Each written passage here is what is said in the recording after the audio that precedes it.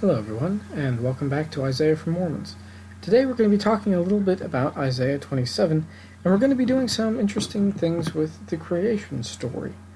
Isaiah 27 has a lot of thematic unity and probably actually is meant to be somewhat connected to 26. And in fact, it's difficult to say. 24 through 27 may actually all be somewhat connected. More than just thematically. We'll talk about that. There are multiple ways to look at it. We'll talk about that at the end today. But regardless of that, we've seen a lot of interesting motifs about the world being destroyed and being recreated. And that's what we're looking at here at the very beginning of 17. But to understand that, we really have to grasp the creation story in the ancient Near East. What were the creation stories like? Now, we, of course, have the creation story in Genesis 1. We have it in the Book of Moses, a much better version in the Book of Moses. But what if we just looked carefully at it? What might we see? And when you read other creation stories in the ancient Near East, it isn't just a simple matter of creation out of nothing, and in fact, we, of course, don't believe that. There's enough evidence in other parts of the Scriptures that there was something already existing, matter unorganized, if you will. I think the phrase is "these materials" in the Book of Abraham. There was something existing out of which the earth was built. And that's what actually the word in Genesis 1. In the beginning, God created the heavens and the earth. That's not actually right. In the beginning, God built the heavens and the earth. That's really the word there. It's never used for creation ex nihilo, or creation out of nothing, because creation out of nothing just doesn't appear in the Scriptures. That's just not the way that it happens. In Genesis, the world is built, but the earth is not built out of nothing. Like I said, it's built out of these materials. And what's strange is when you start to read the story, when you look carefully at the Hebrew words, it looks like a lot more than just a creation story. It looks like a war. For example, God takes the waters, and that's really a good equivalent of these materials in Abraham, or the watery chaos of the universe out of which the earth is created. And he cleaves it in half, and half becomes the heaven and half becomes the earth. The language is very violent. And in fact, many scholars have noted that the whole language of the creation story is oddly violent. And I think that really can only be explained by this kind of thing that we see here. Here in Isaiah 27:1 and also in the Psalms, there's some depiction of the creation story as not being just a peaceful event. In the rest of the ancient Near East, that's very, very obvious. In the mythology of the Canaanites, and in the mythology farther east in the Mesopotamia area, the beliefs are that God created the world, but really he created it through destruction. He destroyed the sea monster in the Canaanite myth, and actually also in the Mesopotamian myth, killed the sea monster, and then really used the sea monster to create the world. Okay, there are variations on this, but that's the general idea. And in fact, his first order of business is to create a temple. And so that's why in the Psalms you get some of this idea, some of this imagery, this idea that God is creating the earth, but he's also creating a temple at the same time. But then for some reason he's killing a sea dragon.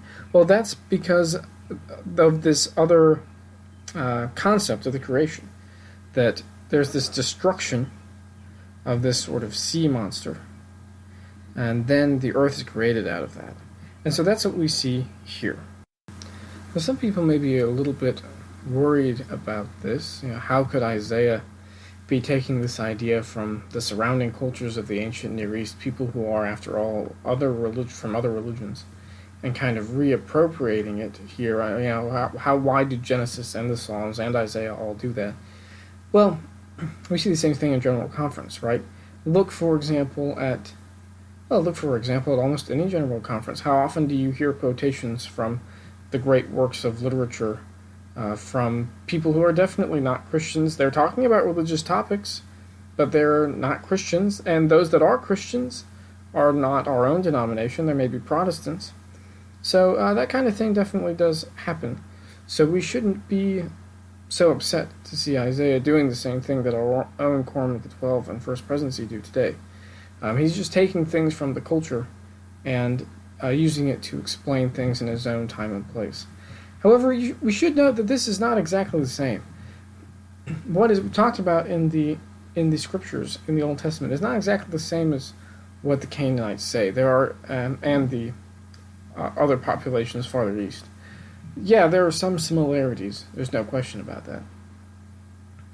But it's not like they're just appropriating this and just stealing it from the Canaanites and throwing it into the scriptures, right? Presumably, well, we know that the creation isn't a purely peaceful event. We know that the war in heaven was a big deal, and that it happened, at least the way it's described. It's often described in terms that are very close to the creation story, right? And so this idea of the destruction of this chaos monster being associated with creation actually works quite well. And if you see the world as a conflict between chaos and order, which is definitely how a lot of this is seen in the ancient world, then God sort of having to kill chaos to create order actually makes a lot of sense. And it's a very good metaphor for the creation of the world. He kills his little piece of chaos by creating order. In his creation of order, the chaos dies. And so the idea of him killing a serpent and creating the earth out of its body is actually really, really fantastic, and in some ways very apt. Takes something very dangerous, very chaotic, very unknown, and turns it into something a little bit more predictable. And so that's what we see here in the Psalms, in Genesis, and in Isaiah 1. So let me just read it a little bit to you here. It says, "In that day the Lord with his sore and great and strong sword shall punish Leviathan, the piercing serpent, even Leviathan, that crooked serpent. And he shall slay the dragon that is in the sea." This is probably should have been attached to the end of 26. You guys remember the end of 26. He's talking about all this destruction. "Come, my people, enter thou into thy chambers, and shut thy doors about thee. Hide thyself, as it were, for a little moment, until the indignation be overpast. For behold, the Lord cometh out of his place to punish the inhabitants of the earth for their iniquity. The earth also shall disclose her blood, and shall no more cover her slain. And in that day the Lord with his sore and great and strong sword shall punish Leviathan, the piercing serpent, even Leviathan, the crooked serpent, and he shall slay the dragon that is in the sea." So it actually does kind of work. He's all these crazy things are happening kind of at the end of the world. One of those things is that he is killing this sort of sea monster.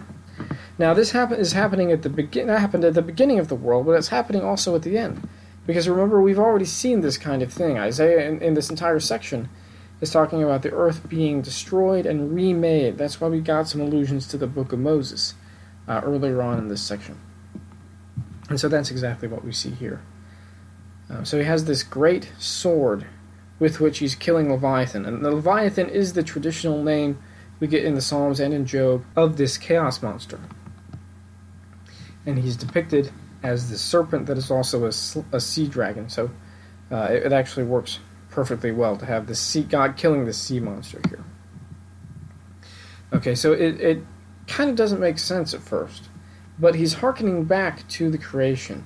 God is going to remake the earth over again in some ways at the second coming.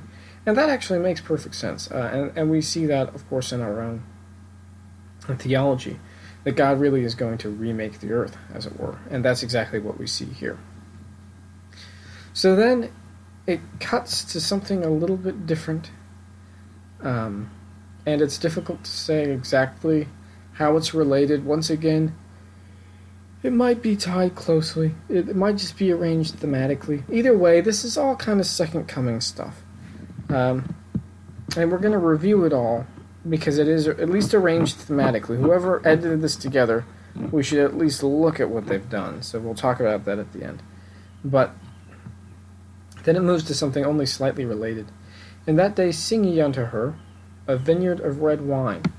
I, the Lord, do keep it, I will water it every moment. Lest any hurt it, I will keep it night and day. Fury is not in me. Who would set the briars and thorns against me in battle? I would go through them, I would burn them together. Or let him take hold of my strength, that he may make peace with me, and he shall make peace with me. He shall cause them that come of Jacob to take root. Israel shall blossom and bud, and fill the face of the world with fruit. Now remember what we were just talking about. Earlier in the last chapter, in chapter 26, we were actually talking about resurrected beings coming out of the ground, almost like plants come out of the ground. Presumably also the nation of Israel is going to sort of come out of the dust. And so this has already been used as an allegory about Israel, not only by Isaiah, but it will also be used later on. We get that in Jacob 5. Records of people already existing using this same analogy. And so it seems reasonable that this is probably connected to what we were just talking about in chapter 26. So it says, in that day sing ye unto her a vineyard of red wine. This is a little bit textually corrupt. It actually makes a lot more sense in the Dead Sea Scrolls, where it doesn't say it's a beautiful vineyard. It says it's a shrinking vineyard, or a deteriorating vineyard. In that day, there will be a deteriorating or a shrinking vineyard. Sing about it. Then it kind of makes sense. I, the Lord, am its keeper, as we get in verse 3. I am watching over it. I, the Lord, do keep it, as we get in the King James. I will water it every moment. Lest any hurt it, I will keep it night and day. Fury is not in me. Who would set the briars and thorns against me in battle? I would go through them, I would burn them together. So really, we see the vineyard is shrinking. But he doesn't know what's happening to it. This is exactly what we get in Jacob 5. What more could I have done for my vineyard that I had not done in it, right? And he says, I'm trying to take care of it. I'm watering it all the time. I'm guarding it day and night so that people don't come in and destroy any of it. But then he says, I can't even be angry about this. I have no one to be angry at here. I wish that there were briars and thorns here. I wish that I had something to vent my anger on. But the vineyard is just shrinking. And it's shrinking of its own accord. If there were briars and thorns, I could just light them on fire. So we get in verse 4. Fury is not in me. Who would set the briars and thorns against me in battle? I would go through them. I would burn them together. And when he says fury is not in me there, it just means I have nothing to vent my fury on, actually, is probably how I would translate it. So he just says, I have nothing to vent my fury on. I wish that there were briars and thorns. I've been guarding it. I wish there were something that I could do, but as it is, it's just deteriorating. But then, once again, we have some issues with it, but the idea of 5, or let him take hold of my strength, that he may make peace with me, and he shall make peace with me. The idea is, I wish there was something that I could go up against to take care of this, but I can't. The only thing that can possibly help is if these people rely on me. If they make peace with me, I can help them. And when he does help them, what we get is verse 6. He shall cause them that come of Jacob to take root. Israel shall blossom and bud, and fill the face of the world with fruit. So this vineyard that's shrinking and shrinking and shrinking, and he just wishes there was something that he could do, but it's just shrinking of its own accord. The only thing that can possibly help is if the vineyard, Israel, will rely on the Lord, and then he can help them to take root again, to blossom and bud and spread out, fill the face of the world with fruit. So we see this vineyard that's shrinking and shrinking and shrinking, and God says, well, someday I'm going to help it to become big again. Then in 7 he says, hath he smitten him as he smote those that smote him? Or is he slain according to the slaughter of them that are slain by him? In measure when it shooteth forth, thou wilt debate with it. He stayeth his rough wind in the day of the east wind. By this therefore shall the iniquity of Jacob be purged, and this is all the fruit to take away his sin. When he maketh all the stones of the altar as chalk stones that are beaten in sunder, the groves and images shall not stand up. Yet the defenced city shall be desolate, and the habitation forsaken, and left like a wilderness. There shall the calf feed, there shall he lie down, and consume the branches thereof. When the boughs thereof are withered, they shall be broken off. The women come and set them on fire, for it is a people of no understanding. Therefore he that made them will have no mercy on them, and he that formed them will show them no favor. So this is kind of an interesting section that we get here beginning in 7. Once again, the Dead Sea Scroll version is probably better in this chapter. We get, has the Lord, I'll read you the King James and then I'll give you the Dead Sea Scroll version. Hath he smitten him as he smote those that smote him? Or is he slain according to the slaughter of them that are slain by him? In measure when he shooteth forth, thou wilt debate with it. He stayeth his rough wind in the day of the east wind. So what is this? A little bit confusing in the King James, but the Dead Sea Scrolls are much better. Has the Lord struck them down? Like he struck down those who struck them? Have they been killed as their killers were killed? So still a little bit confusing, but the idea is, well, what happened to Israel? Did Jehovah just destroy them? And the same way that he destroyed the Assyrians? Had they been killed the same way that their killers were killed, as he says? He says, well, no, he hasn't. By banishment, by exile, he's dealing with them. He's taken them away in the day of the east wind with his fierce wind. Okay, so the idea is that, well, no, God hasn't given up on Israel and just wiped them out like he wiped out the Assyrians and a bunch of other people. He's banishing them. He sent them away. He's sending them off on the wind, as it were. And that's what he specifically is talking about, the wind there. Once again, we have a lot of agricultural imagery. You remember that this is how you get rid of... this is actually part of how you scatter seeds. We've been talking about vineyards and growing and taking root and growing up again. Well, this is how you can scatter seed. You throw it up in the air and let the wind scatter it if you throw it high enough. And so I think that that's partially what we're looking at here. But it hasn't been a good wind. It's been the east wind. The east wind brings destruction, right? And so it's been this kind of terrible wind. So it hasn't been a fun experience. But it has been a way of scattering them, and presumably they will regrow again. They will bring forth fruit again. So there in 9, we get this interesting statement. By this therefore shall the iniquity of Jacob be purged, and this is all the fruit to take away his sin. When he maketh all the stones of the altar as chalk stones that are beaten in sunder, the groves and images shall not stand up.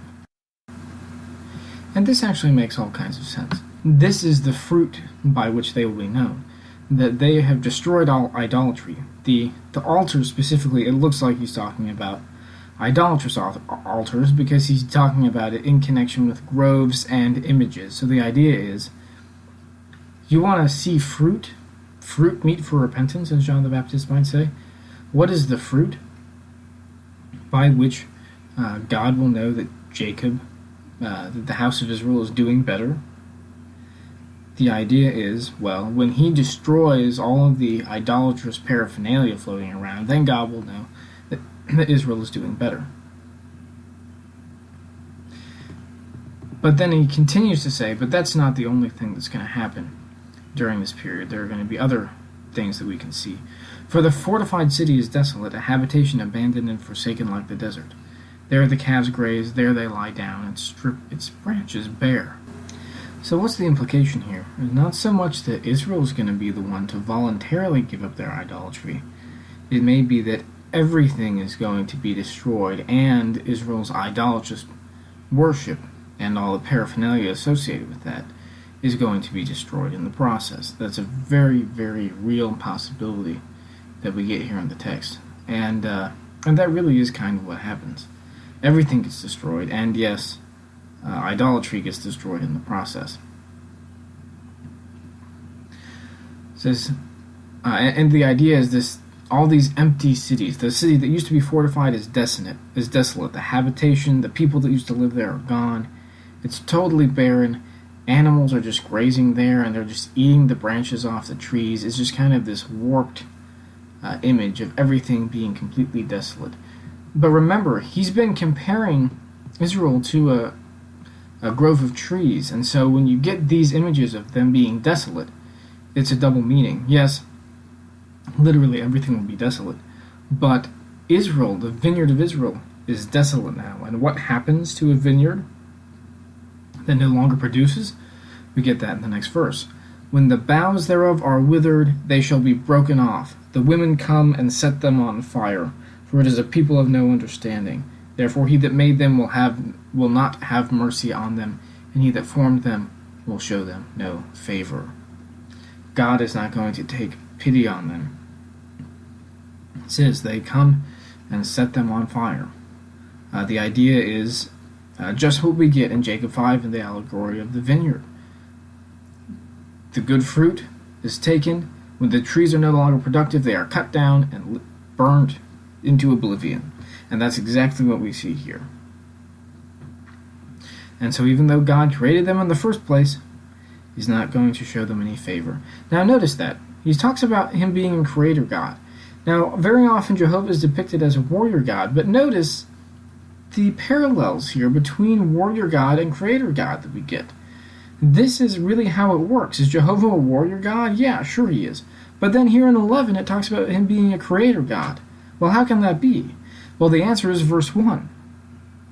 He's a creator God because he was able to win victory in that first great war against chaos, and through that victory he creates the world.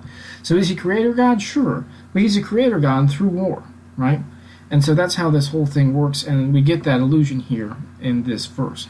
Now, people once again would look at this and say, well, this is later, this is the influence of Zoroastrianism, and they would say, well, this is the Persian period, right? But I would say, well, not necessarily. We don't have to look at it that way. This can actually be Isaiah's own time period.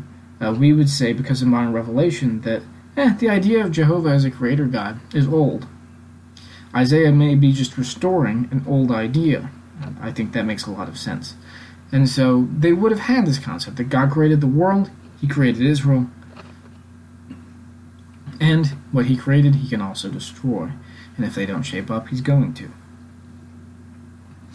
And that is the end, actually, I think, of the Isaiah apocalypse. So let's talk briefly about everything that we've gone through so far. So we talked about the burdens against the nations. I know it's not the end of the chapter. We'll get there in just a minute. We talked about the burdens against the nations, and there's a little bit of transition here between 23 and 24, the end of the burden against the nations, and 24. But in 24, it seems to not just be talking about the nation, it seems to be talking about the whole world, and waxes a little bit poetic talking about the second coming. Okay? So, just like when the Assyrians come through, they're going to destroy everything, it's going to be like that at the second coming. And things are going to be really bad, but God is eventually going to bring everybody back. And in fact, he is going to have everybody come up to the temple,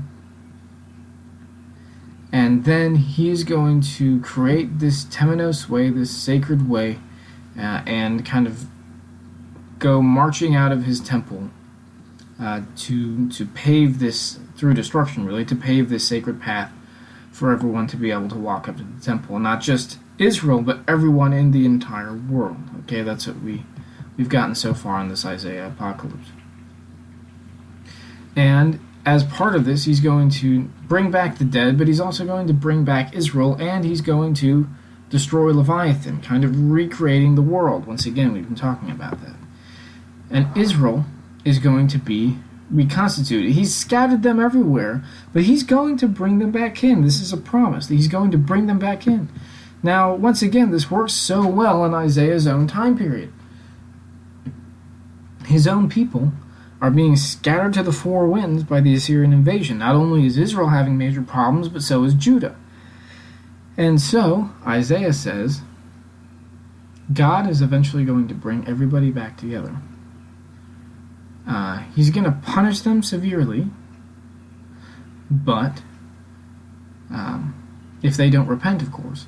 But someday he is going to bring everything back together. We get very clear allusions here to what we get in Jacob 5, the allegory of the vineyard. So the idea overall is he's going to kind of recreate the earth, and he's been working on this vineyard, but he's just not able to do anything for it. But he is going to. How is he going to make it blossom and bud and fill the face of the world with fruit? He's going to scatter them through the east wind. And through that process, everything's going to be destroyed. All their idolatry is going to be destroyed. All the wicked are going to be burned. So the implication is, who is going to be left? And that's what we get in 12 and 13, which really transitions very well into chapter 28. So once again, there are problems with this being post-exilic, because it actually works quite well in Isaiah's own time period with the rest of the book of Isaiah. But let's just get the last two verses, and we'll talk about this a little bit more next time. It says, "And it shall come to pass in that day that the Lord shall beat off from the channel of the river unto the stream of Egypt, and you shall be gathered one by one, O ye children of Israel." Remember, he's just been talking about the winds scattering them, and now he's talking about them being brought back in. "And it shall come to pass in that day that the great trumpet shall be blown, and they shall come which were ready to perish in the land of Assyria, and the outcasts in the land of Egypt, and shall worship the Lord in the holy mount at Jerusalem." So what does it say? The Lord will beat off from the channel of the river unto the stream of Egypt. Probably he will harvest from the channel of the river, from the Euphrates all the way down to Egypt. He will harvest everything and gather them one by one. And presumably, the idea is everybody is going to be brought back in that have been scattered everywhere. "And it shall come to pass in that day that the great trumpet shall be blown, and they shall come which were ready to perish in the land of Assyria." So here we see farther away in the land of Assyria and the outcasts in Egypt. "They shall all come and worship the Lord in the holy mount at Jerusalem."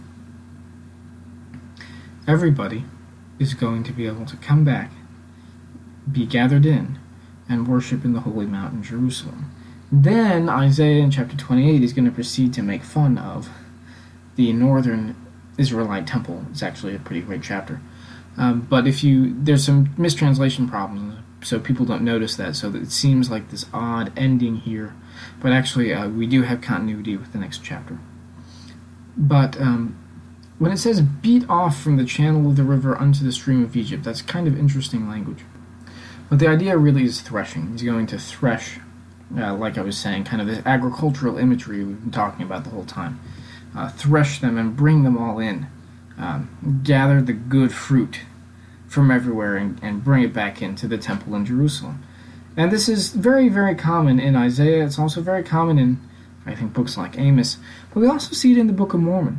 Next time you read missionary passages in the Book of Mormon, look for agricultural imagery.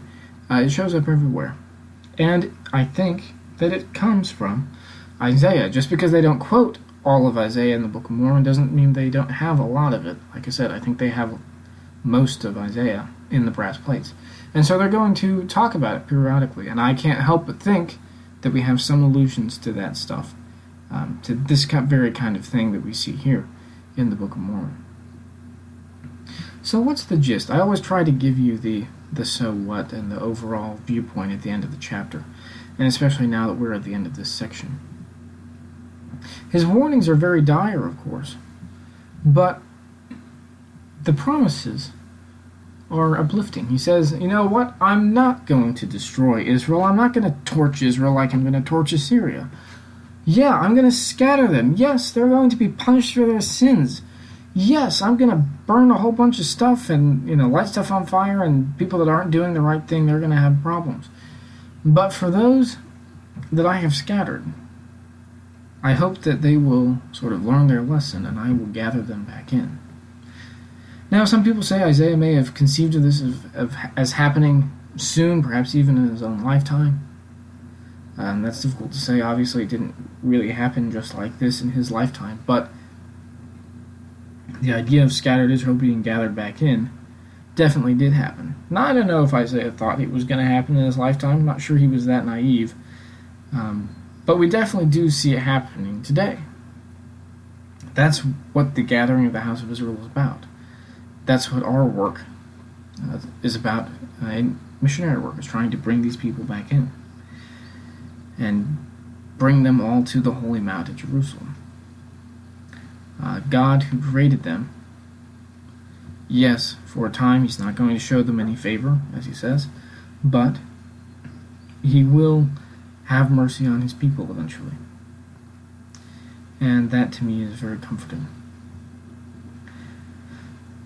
So anyway, that's it for chapter 27. We'll do some more with this temple theme and gathering the whole world to the temple in chapter 28.